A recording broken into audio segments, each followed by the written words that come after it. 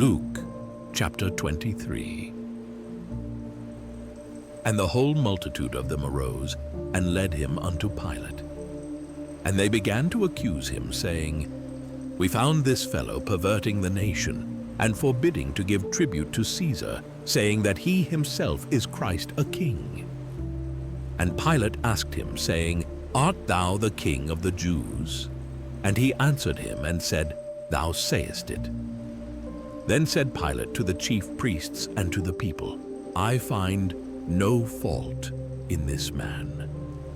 And they were the more fierce, saying, He stirreth up the people, teaching throughout all Jewry, beginning from Galilee to this place. When Pilate heard of Galilee, he asked whether the man were a Galilean. And as soon as he knew that he belonged unto Herod's jurisdiction, he sent him to Herod, who himself also was at Jerusalem at that time. And when Herod saw Jesus, he was exceeding glad, for he was desirous to see him of a long season, because he had heard many things of him, and he hoped to have seen some miracle done by him. Then he questioned with him in many words, but he answered him nothing. And the chief priests and scribes stood and vehemently accused him. And Herod with his men of war set him at naught, and mocked him, and arrayed him in a gorgeous robe, and sent him again to Pilate.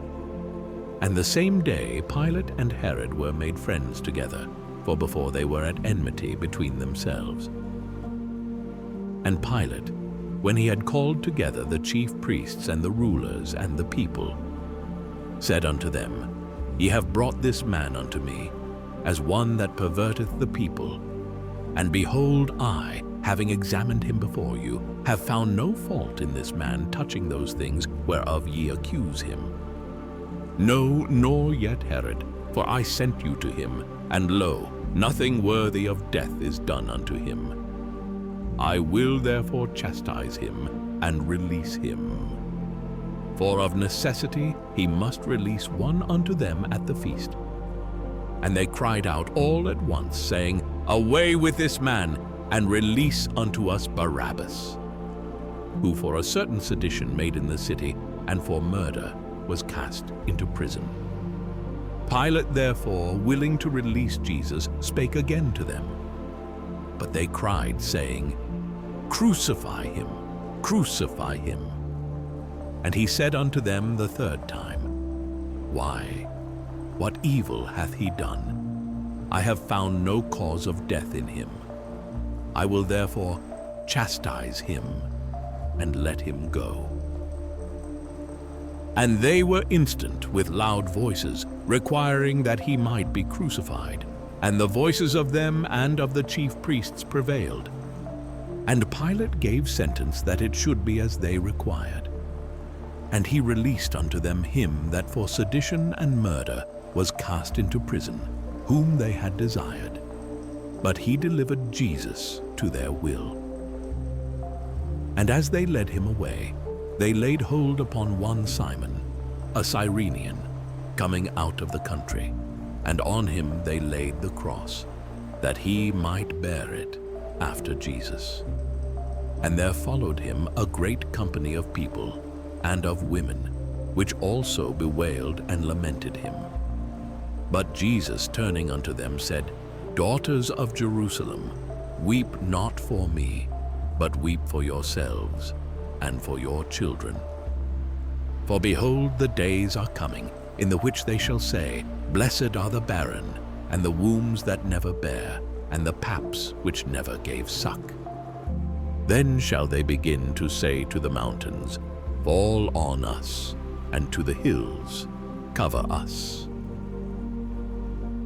For if they do these things in a green tree, what shall be done in the dry? And there were also two other malefactors, led with him to be put to death. And when they were come to the place, which is called Calvary, there they crucified him, and the malefactors, one on the right hand, and the other on the left. Then said Jesus, Father, forgive them, for they know not what they do. And they parted his raiment, and cast lots. And the people stood beholding. And the rulers also with them derided him, saying, "He saved others. Let him save himself, if he be Christ, the chosen of God." And the soldiers also mocked him, coming to him and offering him vinegar, and saying, "If thou be the King of the Jews, save thyself." And a superscription also was written over him in letters of Greek and Latin and Hebrew, "This is the King of the Jews." And one of the malefactors which were hanged railed on him, saying, "If thou be Christ, save thyself and us." But the other answering rebuked him, saying, "Dost not thou fear God, seeing thou art in the same condemnation?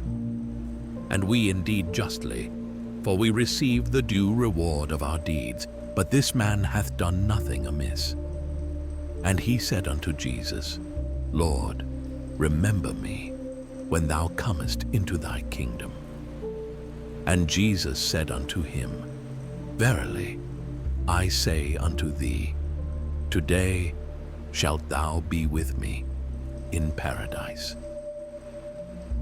And it was about the 6th hour, and there was a darkness over all the earth until the 9th hour. And the sun was darkened, and the veil of the temple was rent in the midst.